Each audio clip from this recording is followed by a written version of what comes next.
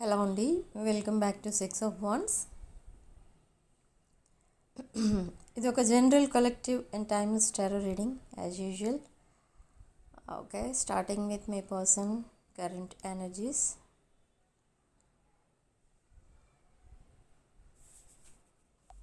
Okay, so first card out మనకి lovers card with 7 of Cups. So starting cards ఇవి అంటే energies, present energies of your person, current feelings of your person. ఇది ఒక twin flame connection for some of you, and for some of you it's a past life connection. This person is longing for you, daydreaming about you. Okay, చాలా passionate energy కనిపిస్తుంది. Maybe మీ ఇద్దరి మధ్య intense chemistry ఉండొచ్చు. Okay, and ఈ person ఏమనుకుంటున్నారంటే ఇది నిజంగా ఇప్పటి వరకు ఇంకా అలానే ఉన్నారా, మీరు అలానే ఉన్నారా అంటే మీరిద్దరూ ఫస్ట్ టైం మీట్ అయినప్పుడు మీ ఇద్దరి మధ్య ఉన్న ఆ passionate energy, like that attraction and that intense chemistry, ఇదంతా ఇప్పుడు కూడా మీరు అలానే ఫీల్ అవుతున్నారా, లేదా జస్ట్ అప్పుడు మేబీ ఫస్ట్ టైం మీరు మీట్ అయ్యారు కాబట్టి మీరు అలా ఫీల్ అయ్యారా, లేదా ఇద్దరూ అలా ఫీల్ అవ్వబట్టి మీకు అలా మీ పర్సన్కి అలా గుర్తుండిపోయిందా ఆ మూమెంట్, అలా అలా ఆలోచిస్తున్నారు ఈ పర్సన్. బట్ ఇక్కడ డీప్ డౌన్ ఈ పర్సన్ ఏమనుకుంటున్నారంటే దే ఆర్ మిస్సింగ్ యూ. ఈ పర్సన్ మైండ్లో మీరు వచ్చినప్పుడు, అంటే మీరు సడన్గా గుర్తొచ్చినప్పుడు ఈ పర్సన్ ఏం చేస్తారో తెలుసా అసలు మీకు? మీ పర్సన్కి మీరు గుర్తొచ్చినప్పుడు సడన్లీ ఈ పర్సన్ ఏదో అర్జెంట్ వర్క్ ఉన్నట్టు బిజీగా ఉండడానికి ట్రై చేస్తారు, లేదా ఎవరు లేని చోటికి వెళ్ళిపోతారు. అంటే ఒక రూమ్లోకి వెళ్ళి డోర్ వేసుకోవడం, లేకపోతే లైక్ టెర్రస్ పైకి వెళ్ళిపోవడం, లేదా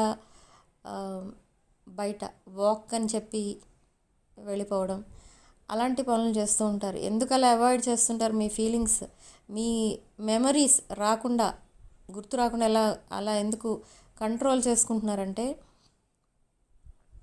ఇది ఇద్దరి మధ్య ఉన్న ఈ కనెక్షన్ సడన్గా కట్ అయిపోయింది. I don't know what is the reason.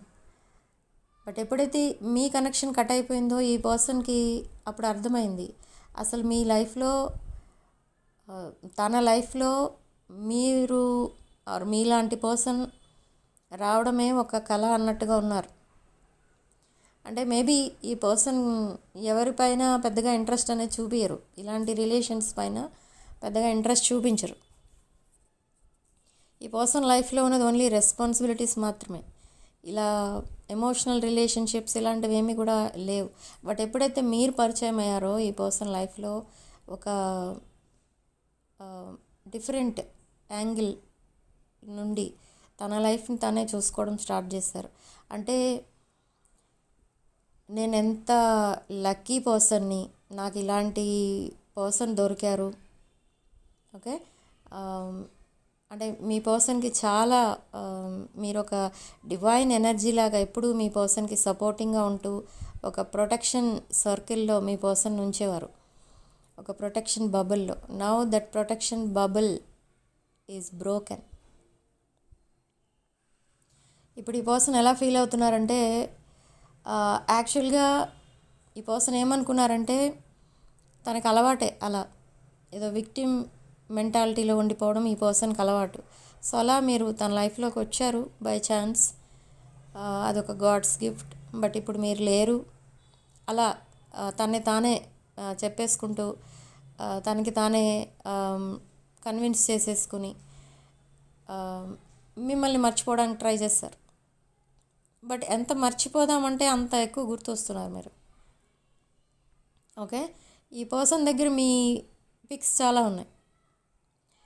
Are me person ఎప్పుడైనా మిమ్మల్ని న్యూ డ్రెస్లో చూసినప్పుడు ఈ పర్సన్ ఏమనుకుంటారంటే మీరే తన సోల్మేట్, ఇది పాస్ట్ లైఫ్ కనెక్షన్, మేమిద్దరం ఎప్పటికైనా మళ్ళీ రికన్సైల్ అయిపోతాం, మేము హ్యాపీగా లైఫ్ లీడ్ చేయగలుగుతాం.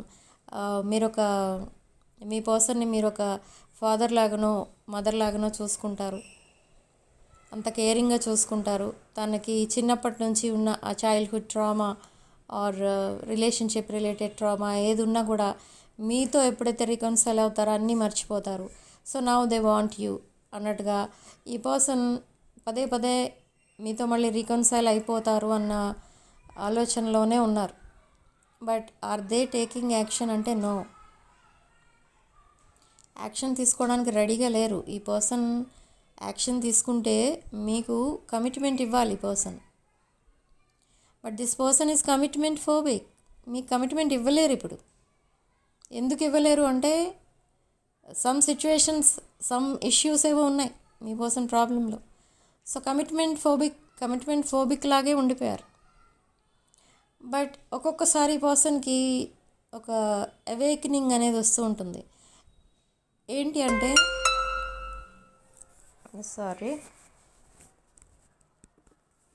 మెసేజెస్ వస్తున్నాయి ఒకదాని తర్వాత ఒకటి. ఓకే, సో కమిట్మెంట్ ఎందుకు ఇవ్వలేరు మీకు అంటే ఈ పర్సన్ ఫ్యామిలీ ఓరియంటెడ్ పర్సన్, ఫ్యామిలీకి ఎక్కువ ఇంపార్టెన్స్ ఇచ్చే పర్సన్. అండ్ ఇక్కడ మీ ఇద్దరి మధ్య చాలా డిఫరెన్సెస్ అయితే ఉన్నాయి. Religious differences, caste or status, ఇలాంటి డిఫరెన్సెస్ చాలా ఉన్నాయి. సో వీటి వల్ల వాళ్ళ ఫ్యామిలీ మెంబర్స్ మిమ్మల్ని యాక్సెప్ట్ చేస్తారో చెయ్యరో తెలియదు. అసలు అది కూడా మీ పర్సన్ వాళ్ళ ఇంట్లో చెప్పరు. సో ఏమీ చెప్పకపోతే వాళ్ళకి ఏం తెలియదు.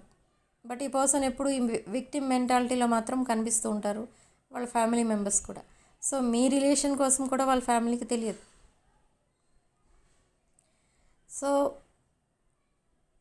ఇవన్నీ ఆలోచించుకొని ఈ పర్సన్ సైలెంట్ అయిపోవడం మాత్రమే డిసైడ్ అవుతూ ఉంటారు. ఎప్పుడు మీరు ఎప్పుడైనా కమిట్మెంట్ అడిగినా సైలెంట్ అయిపోతారు. ఈ పర్సన్ మీకు కమిట్ అవ్వాలి, మీకు మీ పైన ఫీలింగ్స్ ఎక్కువైపోతున్నాయి ఆర్ మీ బాండింగ్ డీప్ బాండింగ్గా చేంజ్ అవుతే బాగుంటుంది అని ఈ పర్సన్ మైండ్లో ఆ థాట్ వచ్చినా కూడా ఈ పర్సన్ సైలెంట్ అయిపోతూ ఉంటారు, బ్యాక్ స్టెప్ వేస్తుంటారు.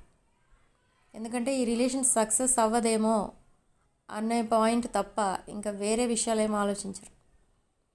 సక్సెస్ చేద్దాం, సక్సెస్ఫుల్గా అయ్యేటట్టు చేద్దాం, మనం యాక్షన్ తీసుకుందాం, ఇలాంటివన్నీ మీరు మాట్లాడతారు కానీ ఈ పర్సన్ మాట్లాడరు.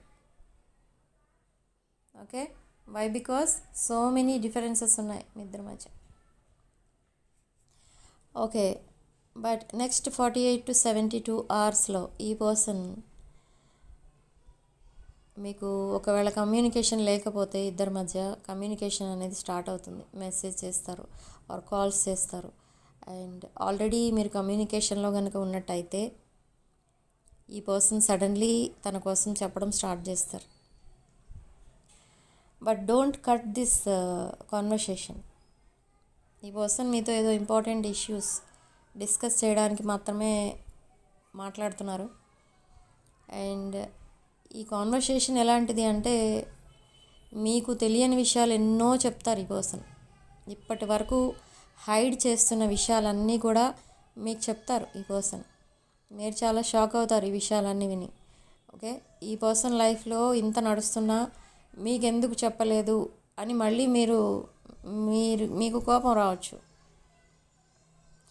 ఓకే, ఎందుకు కోపం రావచ్చు, దట్ ఈస్ కామన్. కానీ ఎందుకు చెప్పలేదు, మీకు ఇన్ని విషయాలు ఇన్ని రోజులు ఎందుకు హైడ్ చేస్తూ వచ్చారంటే మళ్ళీ మీరు దూరం అయిపోతారేమో అనే ఆలోచనలో. అదొక ఫియర్ అన్నమాట.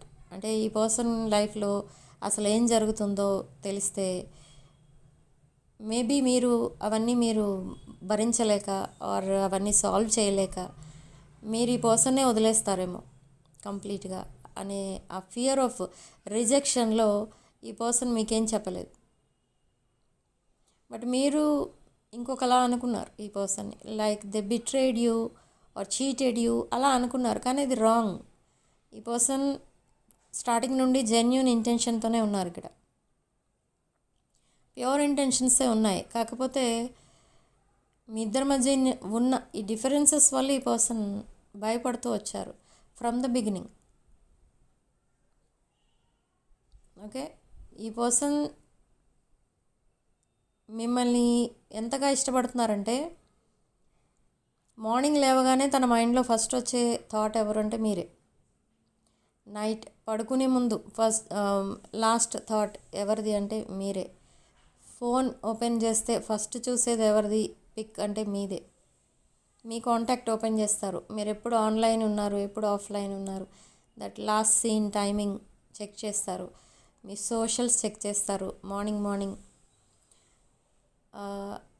ఈ పర్సన్ కంటిన్యూస్లీ స్టాక్ చేస్తూ ఉంటారు. మీరు స్టాక్ చేస్తూ ఉంటారంటే డైరెక్ట్ వాళ్ళ అకౌంట్ నుండి కాదు, వేరే other accounts, fake accounts or friends accounts నుండి మిమ్మల్ని చెక్ చేస్తూ ఉంటారు. ఇప్పుడు మీరు డీపీ ఏం పెట్టారు, మీరు ఏ టైమింగ్లో, లాస్ట్ సీన్ టైమింగ్ ఏంటి, మీరు నైట్ టైం ఎప్పుడు మీరు ఆన్లైన్ ఉన్నారు, ఇదంతా కూడా చెక్ చేస్తూ ఉంటారు ఈ పర్సన్. మీకు అవన్నీ ఏమీ తెలియవు. మీరేమనుకుంటున్నారంటే జస్ట్ మిమ్మల్ని బ్లాక్ చేశారు ఆర్ మీరే మీ పర్సన్ని బ్లాక్ చేసి ఉండొచ్చు, ఇది మాత్రమే తెలుసు మీకు. బట్ బిహైండ్ ద సీన్స్ ఏం జరుగుతుంది అనేది మీకు తెలియదు. ఓకే, సో మీరేమనుకుంటున్నారంటే మీ ఎనర్జీస్ ఎలా ఉన్నాయంటే మీరిద్దరికీ ఒకరంటే ఒకరి మీద చాలా ఇష్టం అనేది ఉంది, కానీ ఇద్దరు కలిసి ఉండలేరు. సో ఇలా మీరు ఆలోచిస్తున్నారు. ఎందుకు అలా మీరు ఆలోచిస్తున్నారంటే ఈ పర్సన్ ఎప్పుడు కమిట్మెంట్ ఫోబిక్గానే ఉన్నారు స్టార్టింగ్ నుండి. ఇప్పుడు ఎలా కలిసి ఉంటారు అనేది మీ డౌట్. సో మిమ్మల్ని ఆల్రెడీ ఫ్రెండ్ జోన్లో ఉంచారు మీ పర్సన్, కాబట్టి మీరు ఆ ఫ్రెండ్ జోన్లో ఉండడానికే ఫిక్స్ అయిపోయారు. మీరు మాట్లాడుతున్నారు మీ పర్సన్తో, బట్ యాజ్ ఎ ఫ్రెండ్ మాట్లాడుతున్నారు అంతే. ఇంకా కొన్ని ఇదివరకు ఎలా మాట్లాడేవారో మీ పర్సన్తో, తన కోసం అన్నీ అడిగి తెలుసుకునేవారు, తను ఏం చేస్తున్నారు, ఎలా ఉన్నారు, ఇవేమీ కూడా అడగట్లేదు మీరు. జస్ట్ ఫెస్టివల్కి విషెస్ చెప్పడం లేదా గుడ్ మార్నింగ్ ఇవే ఉంటాయి మీ కాన్వర్సేషన్లో, కానీ డిస్కస్ చేయాల్సిన టాపిక్స్ ఏమైనా ఉన్నాయనంటే ఉండవు. ఓకే, సో అలా సిచ్యువేషన్ చేంజ్ అయిపోయింది. ఈ పర్సన్ ఏమనుకుంటూ ఉంటారంటే ఒక్కొక్కసారి అసలు ఇలా కాకుండా ఒక 2-3 ఇయర్స్ మళ్ళీ బ్యాక్కి వెళ్ళిపోతే బాగుంటుంది, అప్పుడు ఎంత హ్యాపీగా ఉండేవాళ్ళమో మీ ఇద్దరం, ఇలా అలా ఆలోచిస్తూ ఉంటారు ఈ పర్సన్. బట్ అది జరుగుతుందా అంటే నో, జరగదు. So in the near future అసలు ఏం జరగబోతుంది అనేది ఆలోచిస్తున్నారా ఈ పర్సన్ అంటే ఆలోచించట్లేదు. కానీ ఒక విషయంలో మాత్రం ఫిక్స్ అయిపోయారు, ఏంటంటే మీరిద్దరూ ఎప్పటికన్నా రికన్సైల్ అవుతారు, అదొకటే తెలుసు ఈ పర్సన్కి. ఇంకంతకంటే ఏం ఎక్కువ ఆలోచించరు ఈ పర్సన్. బట్ జరిగిపోయిన విషయాలన్నీ కూడా ఆలోచిస్తూనే ఉంటారు. ఓకే, సో అలా మీ ఇద్దరి మధ్య ఈ సెపరేషన్ పీరియడ్ అది ఒక లాంగ్ సెపరేషన్ అన్నట్టుగా అయిపోతుంది. But in the next 72 hours they will ask you out. ఈ పర్సన్ మిమ్మల్ని మీట్ అవుదాం అని కూడా అడుగుతారు. Okay, not for other things. ఈ పర్సన్ మిమ్మల్ని మీట్ అవ్వమనేది జస్ట్ మీతో కలిసి మాట్లాడుకోవడానికి, ఇంకా అంతకంటే ఏముండదు. ఓకే, ఈ పర్సన్ మీ మంచితనాన్ని వీక్నెస్గా తీసుకుని మిమ్మల్ని ఏదో మ్యానిపులేట్ చేద్దాం, మైండ్ గేమ్స్ ఆడదాం, లేదా మీ దగ్గర నుంచి ఇంకా ఫైనాన్షియల్ హెల్ప్ అలాంటిది ఏమైనా తీసుకుందాం, అలాంటి ఆలోచనలు అయితే లేవు ఈ పర్సన్కి. ఇప్పుడు చాలా జెన్యూన్గా ఉన్నారు ఈ పర్సన్. ఫ్రమ్ ద బిగినింగ్ ఈ పర్సన్ ఒక విక్టిమ్ మెంటాలిటీలో ఉండిపోతున్నారు. మీ ఇద్దరి మధ్య సెపరేషన్ రాకముందే ఈ పర్సన్ ఆ విక్టిమ్ మెంటాలిటీలో ఉండిపోయారు. తను ఏదో సాడ్నెస్లో పుట్టాను, సాడ్నెస్లోనే ఉండిపోతాను, ఓకే అందరూ నన్ను ప్యాంపర్ చేయండి అన్నట్టుగా ఉంటుంది ఈ person mentality. Like childish nature ఈ పర్సన్. ఓకే, కానీ అది చేంజ్ అవ్వట్లేదు, ఇమ్మెచ్యూర్ మెంటాలిటీ. సో అది కూడా ఉంటుంది ఈ పర్సన్ మైండ్లో. మీరు వెల్ మెచ్యూర్డ్ పర్సన్, మీరు ఒక highly spiritual, highly knowledgeable person. So మీ ముందు ఈ పర్సన్, మీ పర్సన్కు ఉన్న నాలెడ్జ్ కానీ ఏమి కానీ సరిపోదేమో, ఈక్వల్ ఉండరేమో మీకు అన్నట్టుగా కూడా ఉంటారు. ఒక్కొక్కసారి సుపీరియారిటీ కాంప్లెక్స్ చూపిస్తారు, ఒక్కొక్కసారి ఇన్ఫీరియారిటీ. ఇలా స్టెబిలిటీ అనేది లేదు ఈ పర్సన్ మైండ్లో. ఎందుకు లేదు అని అంటే trauma bond from the beginning. ఈ పర్సన్కి ఉన్న వీక్నెస్ అదేంటంటే విక్టిమ్ మెంటాలిటీలో ఉండడం అలవాటు అయిపోయింది. ఏదైనా ఒక డెసిషన్ సొంతంగా తీసుకోవాలంటే భయం. Okay, so this reading is for only ఈ third party situation or relationship problems వాళ్ళకా అంటే ఇది ఓన్లీ కొంతమందికి మాత్రమే రెజొనేట్ అవుతుంది. Do keep it in mind. This is a general reading, collective reading and timeless reading. Okay, అందరికీ resonate అవుతుందా అంటే అవ్వదు, కొంతమందికి మాత్రం రెజొనేట్ అవ్వచ్చు. అండ్ రెజొనేట్ అయిన పాయింట్స్ మాత్రమే తీసుకోండి, రెజొనేట్ కాని పాయింట్స్ వదిలేయండి. ఓకే, నెక్స్ట్ 48 to 72 అవర్స్లో ఈ పర్సన్ మీకు మెసేజ్ చేస్తారు అండ్ మీ ఫ్యూచర్ ప్లాన్స్ కోసం డిస్కస్ చేస్తారు.